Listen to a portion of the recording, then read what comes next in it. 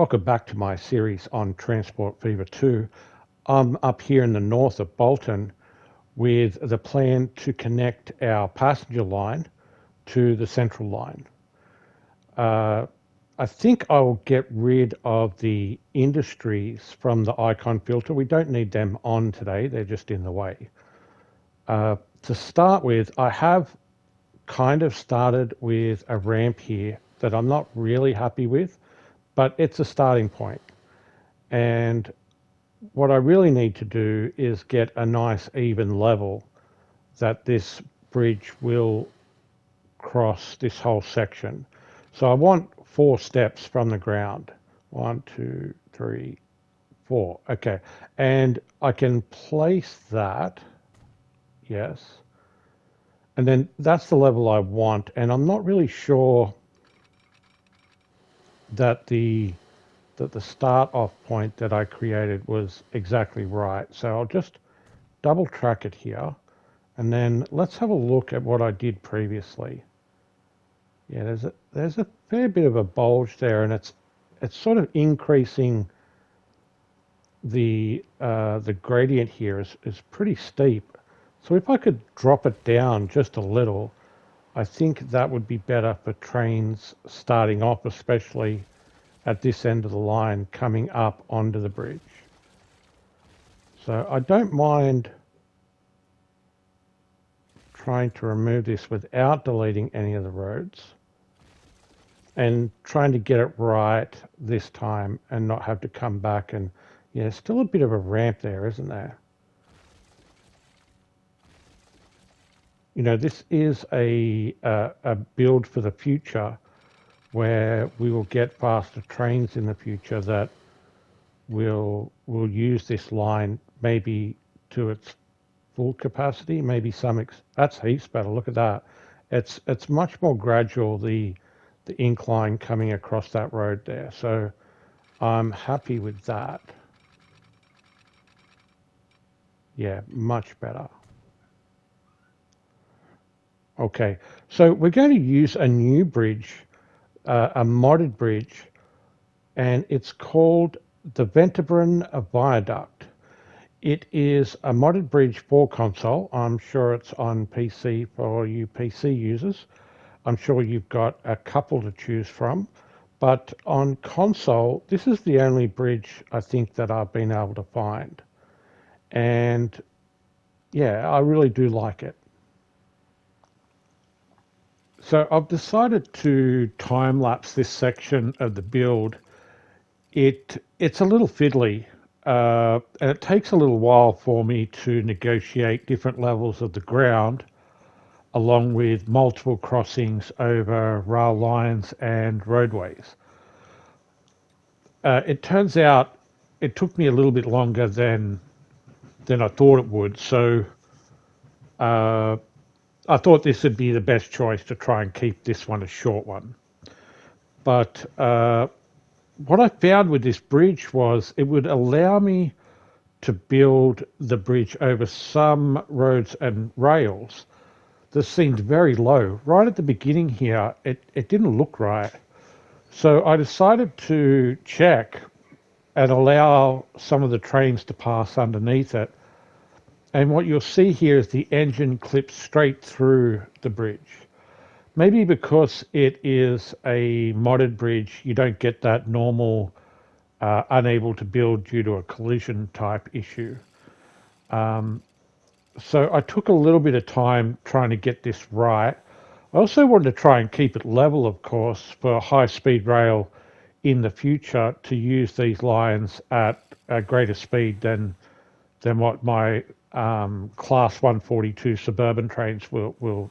They're just traveling at 120 at the moment. But maybe in the future, we'll have trains on this line that will travel a little faster. The main issue here is it drops off here into like a lowlands dip after the railway line here. So what I decided to do was level it out so that the pillars of the bridge are on somewhat even ground wherever I'm crossing. and that made it easier to get the height right when crossing the rail lines. So that was a neat trick that I sort of discovered, that if you're level either side of whatever you're crossing, the bridge will keep a consistent height across that section. The other advantage of time lapsing this is I have the opportunity while I'm doing this build to chat to you about some thoughts I have on the the series continuing. We're basically at endgame as far as I can tell, with all of the productions now in use. All of the cities are getting all of their supplies. There, there is an there is not an infinite amount of goods that I can supply to the cities though. They have like an infinite demand for goods. It just keeps going up and up as you supply more goods to each city. More people move into the city and they expand more, and therefore they want more goods. So we've basically reached the point of not being able to supply any more goods to the cities, and therefore they'll be restricted with their expansion. And I can restrict their expansion to a certain degree by limiting how far out the roads go. And the objective of this series, one of them was to see how big the cities do get if you supply them with everything they need. And I have a thought. I have seen some content creators play with a mod that increases the amount of levels a production can can go to. So a standard production will just have, say, 4 levels, 100 per level, which means they will produce 400 goods. And if it's a resource, it just produces 400 goods. And then if you supply those 400 goods to a factory, it will produce 400 of the next level of good. So I have seen a mod. I didn't realize it was on console, but I looked recently and noticed that there's a mod called Dynamic Industries. And effectively what it does, it adds a multiplying effect to all the industries on the map. So it has a setting where you can set the multiplier by a factor of 2 or up to 10. 10 is like totally ridiculous and crazy, but that appears to it appears to me that's what it does. Um, I have seen some guys start off with the mod active, and it kind of feels a little cheaty to me, in the sense that, when your cities have a very low demand, you could have, say, a food factory that makes, a couple of thousand food and supply all of your cities on the map from one single factory production. Now, I wasn't really interested in using that. I thought, like there's more than enough food factories on the map to supply your towns with food. So I didn't really see the reason for ever using it, other than, just I don't need as many industries. I don't have to link to every industry on the map. You could even play with a very low number of industries as your startup option, and use that mod to just so that the map is not full of industries. It just has, a few of each instead of, say, 4 or 5 of each. Well, I would say 4 of each. If you play with a high number of industries, you'll basically get 4 of each industry. So, but I'm looking at the mod in a different way now in this gameplay, and that is, I've supplied every demand that I possibly can supply, and I can't supply any more. The cities have a greater demand, and I might well have the capacity to deliver more, because in the near future, as we roll into the 2000s, I will get faster trains with more speed, more capacity. They're bigger, better, stronger, right? And what will I do with that upgrade in the future? Well, what I could do with the upgrade is instead of consolidating my lines down like I did in the past when that happened, I typically just made less trains and became more profitable in the sense that I didn't have as much of an expense in where I might have three trains on a line or two trains on a line. When you get those faster trains that can deliver quicker and deliver more, then I don't need two trains on the line. I might be able to get away with one train on the line. So instead of consolidating the map down, I'm thinking in conjunction with that upgrade, what I could do is activate that mod and double the amount of goods that the industries will supply. And it would be a huge task to take that on in this gameplay where the entire map is fully active. And so if I switched it on to double, I could use those, you know, faster, better, stronger trains, cars, trucks in the future to help me deliver twice as much as what I'm doing right now. I would have to make, better cargo hubs. I would have to have stations that could handle a larger number of trains in the future. And it might be a level that I could take this gameplay to that I wasn't really expecting. I was expecting that this, where I'm at now, is basically where I sit back, I do a little bit of decorating and landscaping and enjoy the map as I go into the 2000s, upgrade the trains, consolidate my lines a little bit, and kind of have more of a chill ending to the game for me. But that's not what I was going to share with you guys. That basically this is the end of the series, uh, or very near to. But when I was looking at that mod, I was thinking maybe I could push it like a whole nother level, push myself another level that I was not expecting. And instead of viewing the mod as a bit of a cheaty mod at the start of the game, where you just like get so much goods from a single industry that it just makes it so easy. That this would not be easy at all. In fact, you know, this has not been an easy series. Um, Very hard mode, going after the epic challenge.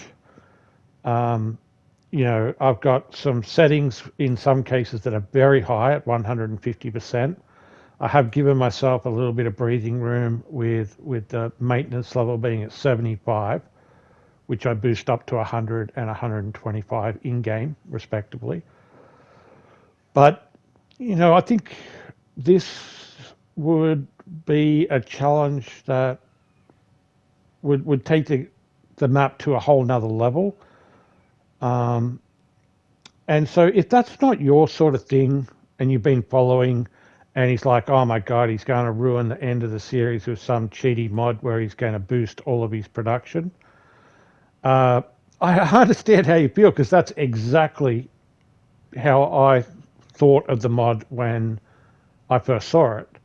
And that's how I've seen it be used, by the way, by other content creators. I haven't seen the mod used in this way that I'm proposing to like take the map to a whole another level to what it is right now. Now I don't know that my PlayStation can actually handle what I'm proposing to double the production on the map. Like I wouldn't be able to double the amount of trains on the map, for example. I wouldn't be able to have. I don't think the PlayStation could handle 200 trains on the map, for example. It would be laggy everywhere. But if it was in conjunction with an upgrade where I get trains that are faster, rail cars that can carry more, then I think I could. That it won't be, you know, going from 100 trains to 200 trains, it'd be more like something like half that, or even less than. I think it'd be more like instead of a full doubling effect, that upgrade would sort of make it maybe like a half that type effect. And maybe my PlayStation can handle it. If it ends up, ruining it with it being totally laggy, jumping all over the place, and it is struggling in places. You would see that it struggles in places sometimes, especially when I zoom out of cities really quickly and try and turn a 180. I've got to be much more conscious of how I'm moving around the map. But yeah, I thought I'd share my thoughts on that, and I'd also, I'll maybe in the next episode I'll want to discuss two other thoughts that I have, and I'll just sort of give you a sneak peek right now. And that is, I'm working on my own map build. I have been inspired by another content creator, Stephen Spry, who's been working on, some amazing maps on PC. I'm totally in awe of like what can be created with the maps on PC. But I have decided to have a go at making a map on console. There, there are not a lot of good choices on the Mod Hub for console. I'm quite disappointed in what was there to choose from. So I am having a go at that. I might talk about that in the future. And then there is a modded map that I found on Mod Hub called Race to the North. Now, I've watched content creators do series on that map on PC. It's a really nice map. I like it very much.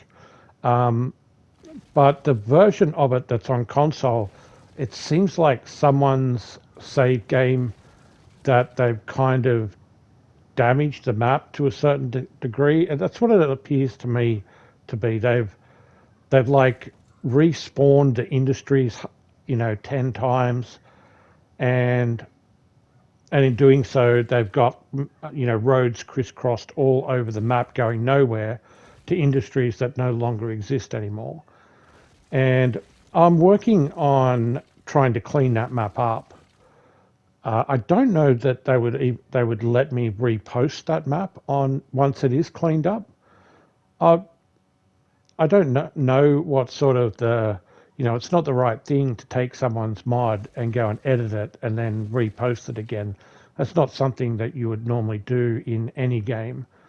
But maybe this is different. I'm not really sure. So I am thinking of like going back to an 1850s start or 1800s anyway start on my next series. Either maybe something with my own map, maybe Race to the North map, maybe if there's other maps on console that I haven't found, maybe I find something that is half decent to play on instead of like a random generated map. I'd like to do like an actual set map in the future. Yeah, so I've got those two, my own map and maybe the Race to the North map, which is a UK map that is the southern Britain and goes up to I think Carlisle and Newcastle, something like that. Um, I can't really recall the cities, but this is looking really good now. This bridge, I'm really happy with how this build came out. And as you can see, I don't have an issue with redoing sections of the map that I'm not happy with. So I redid a whole section of that bridge just to get it right. I don't want to have to come back later on and necessarily do it again. In fact, I would like to build on it maybe into a 4-track line into the future. I have that that capability to add to it later. So I did want to spend a bit of extra time to get it right. And I've got the suburban train line, which is Swindon now all the way to Bolton. It's an all station stop. And it appears at this end of the line that it is running well now. Uh, it might need some extra signalling, but otherwise, it seems like it will be a good line for me in the sense of making some money. So I will just spend a minute here to get the signaling right, and then I might just check on the whole line across the line and see how this extension is affecting traveling numbers. I do find that putting any signaling along this bridge can be a little tricky. I have used this bridge in the past, and you get some really weird sections of railings that sometimes pop up. So I'm just taking my time to pick the right spot to put the signals. I think if you put them over the top of the pillars, it's not too bad. And on straight sections, it's not too bad. But when you place them on corners, sometimes it does some weird stuff to extra railings down the middle of the bridge. We did get um,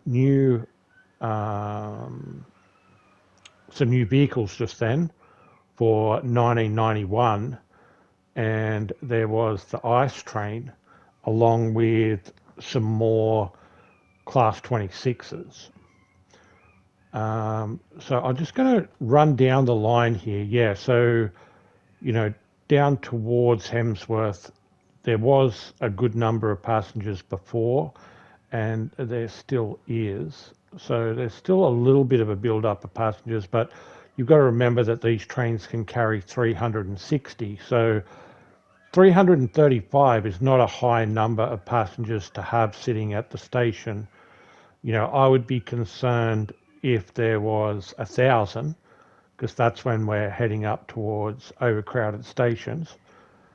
And I would also be concerned if there was zero at the stations. So I'm really looking for, 200 to 300 is a good number. I've got a train coming in here to pick up on the Hemsworth side here, so that will fill up that train.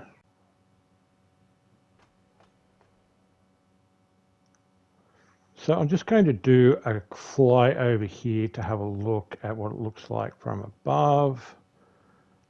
Really stands out, doesn't it, compared to the other lines? And the passenger numbers are under control. Oh, sorry, are under control all the way across the line. I don't have to put more trains on the line. The trains that are on there are handling the passengers, and maybe the passengers will increase in the future. Maybe some people will decide to move away from the airlines and use this line instead. I would imagine if I put an express train in, that would really take a lot of numbers from the airlines, because what the appeal of the airlines is faster and a direct route straight from one city to Bolton. But I think I might finish off this episode with a ride along on the train to finish up with. So I'm going to take this opportunity to thank you for watching. I hope to see you guys next episode. Leave a comment if you want to share your thoughts on any of the things I've discussed today.